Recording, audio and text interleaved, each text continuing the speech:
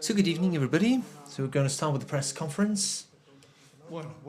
So good evening. Real Madrid has been better tonight, and I would like to congratulate Real Madrid. I think that tonight we haven't been aggressive, we haven't been patient to be able to beat Real Madrid, but I've told my players before winning these games, we have to, 3 games have to be won. This is the first game, just the first. So here at the end, Ricardo Guerra for Radio Vitoria. So the first half has been quite difficult for the team, but it has been able to survive. And the first minutes of the third quarter have been paramount, where Baskonia maybe has not played with a lot of intensity. If Real Madrid has room, they kill you, right? Real Madrid has shown that it's a better team in EuroLeague during their regular phase. It has won. Well, they deserve to be here, and they've shown this tonight. If we allow Real Madrid that have so much quality they play as they want, we have no choice. So this is not the way to beat Real Madrid.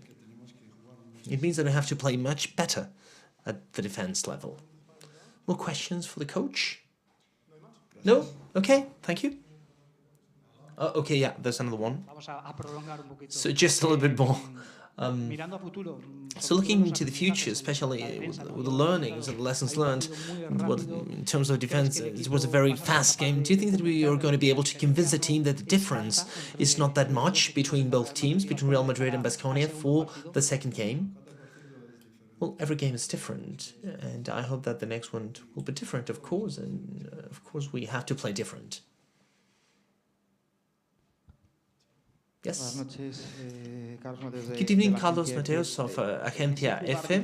So that playing differently, do you have any kind of recipe so that Marcus Howard has more protagonism? Because I don't know how you've seen how the team has played against him, and well, he has had some problems to score here compared to the last game he played here in Madrid. Thank you. Well, Real Madrid is a team that prepares games very well, and they know what they have to do in order to stop him. But Marcus is an important player for us, but it's not only Marcus. I think that everybody has to play much better. Just Marcus can't beat Real Madrid. He can and he will play better, but everybody has to play better. Yep. Dusko, just one last question from our side. It's clear that Real Madrid has been better in the inner game. It's better than 90% of the EuroLeague teams. And well, maybe Baskonia with Chima's injury and Diop. Well, it's a little bit lame there, so to speak. So is there any recipe there in order to be able to stop the inner game that Real Madrid has? Well, that's some kind of a balance. We would be able to play to stop that inner game, but we would open these shots, and they are great shooters, so we really don't know. But let's see next game. Okay, thank you very much.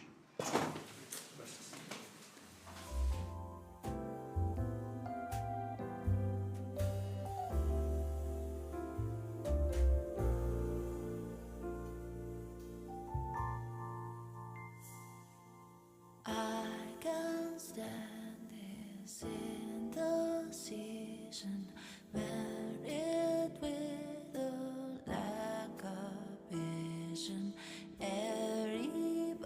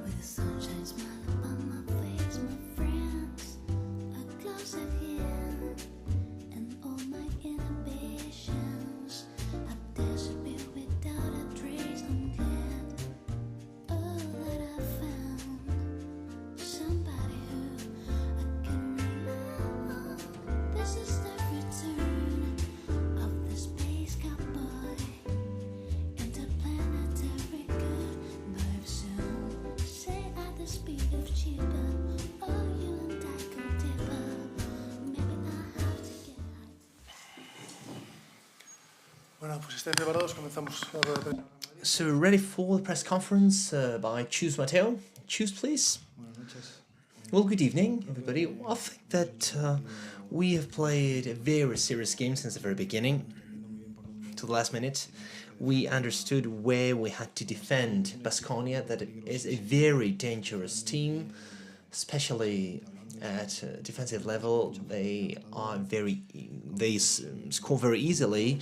There are many players that are able to score from the perimeter, and we focused quite well in that situation. We know how dangerous Howard is, and I know that we did a great job at defense level against him. Generally speaking, I think that we have played quite seriously, I would say, with a great bunch of energy and activity. I think that we've solved our mistakes sometimes thanks to the energy and thanks to the intensity we've put on it, and we were ready after making a mistake we were ready to react quickly and to come back. So I'm happy because we've lost 7 balls, we've recovered 9, and we've given 21 passes, and I always like that. We've had very good shooting percentages, especially 2-point shots, but generally speaking, I think that we've been quite balanced in every single aspect of the game. I'm happy, but it's just 1 point in a playoff. This is quite long. As I always say, the playoff is the toughest time of the season. The EuroLeague playoff is even tougher, and Baskonia will try to beat us next day, and they will try to prevent them from doing so. So questions, name and company. Noemi Fernandez, Real Madrid Television. Congratulations, Choose, on this victory. I'd like to ask you about the phase that we see again of your team in a game that, well, it was expected that this Real Madrid wouldn't disappoint us because this is the way you face these important games. So what Real Madrid do you see in big and important games? Thank you. So this is the beginning of a big game, of a big appointment, so to speak. I'm happy with the phase that we've seen, because as I've said, everybody has contributed his grain of sand.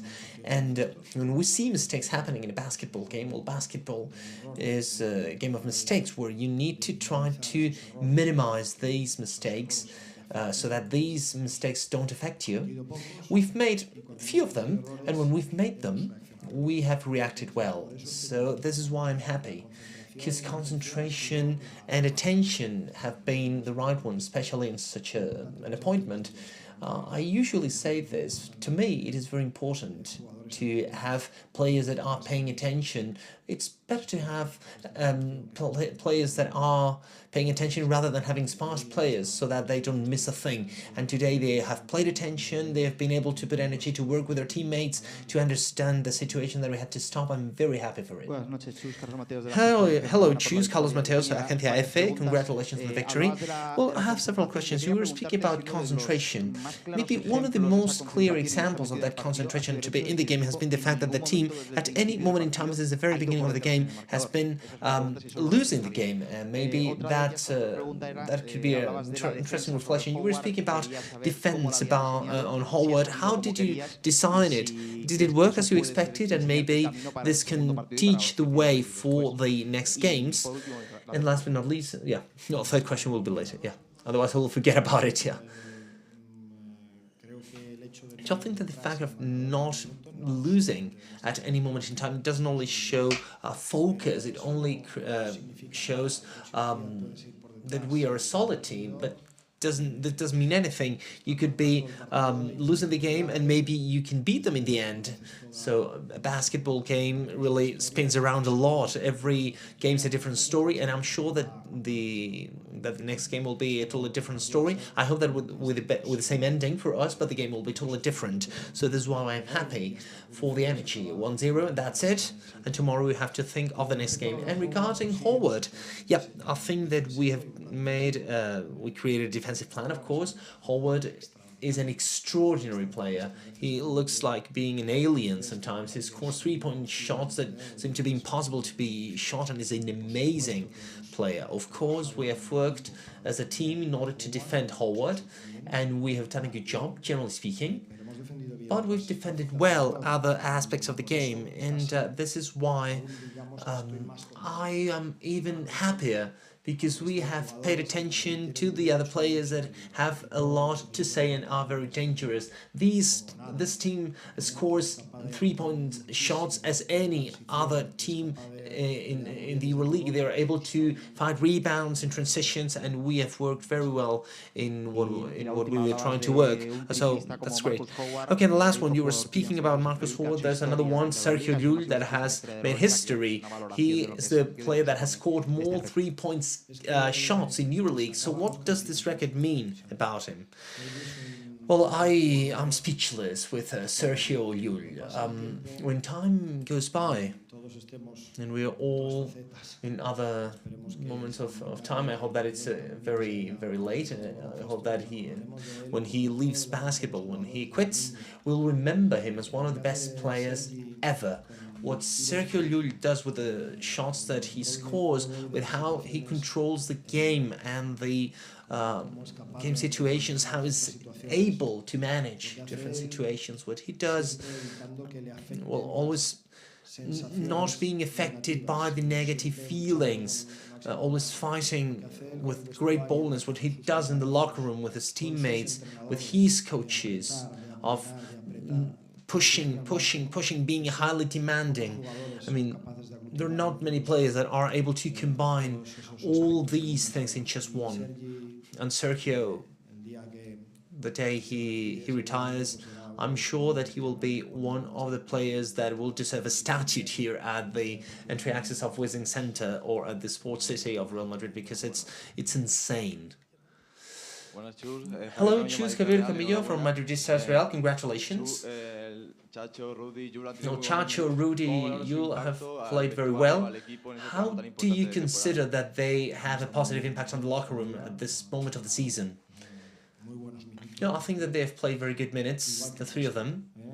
As the rest of the teammates, they've done a great job as Poirier, Tavares, Campazzo, Musa, Alberto. So every single player has been brilliant today. We've played a good game, and that's it.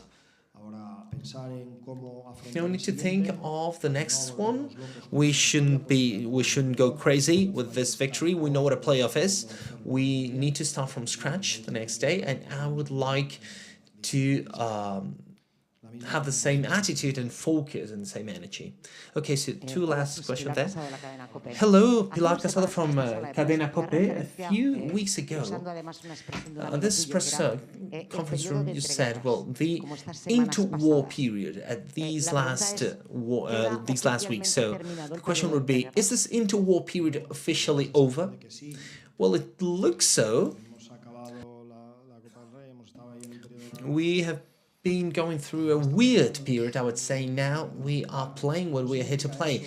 This doesn't mean that we can't lose, okay, but we will keep on fighting, and we'll be there, and we'll try to fight as much as possible, because we want to keep on moving. We are ambitious, and we want to be at the highest level. So yes, that interwar period is over, because, well, that's very important, but basketball and team sports and sports in general, if there's something amazing, is that you never know what's going to happen. Last season we started a little bit worse, this playoff series, and we went to Belgrado, and we were able to come back.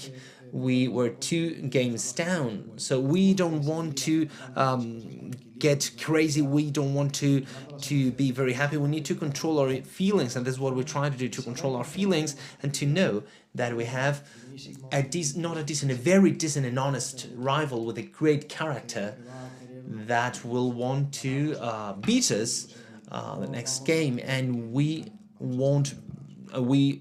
I expect that we won't let them do so. Hello, Marta Casas from Cadena Ser. I wanted to ask you about Mario Hethonja. We haven't seen it the second half. I think that he was hit. What can you tell us about it? Yep. It doesn't seem to be important, but let's wait. They've had to heal him a little bit at the locker room when the game was almost over, when the game we could have some advantage that allowed me to avoid Mario to play to prevent him from being hurt. So this is why we wanted to take care of him. It seems that it's not important, but well, these are the war injuries, so to speak, that we can find in a playoff. This part of the game, and we have to come back. We need to keep on doing as Baskonia will. So we need to be ready, and I hope that Mario can play the next game. He has done a very good job, by the way. Thank you very much. Cheers. Thank you. Good night. Darling, I hope that you'll be here when I need you the most. So don't let me down. Don't let me down.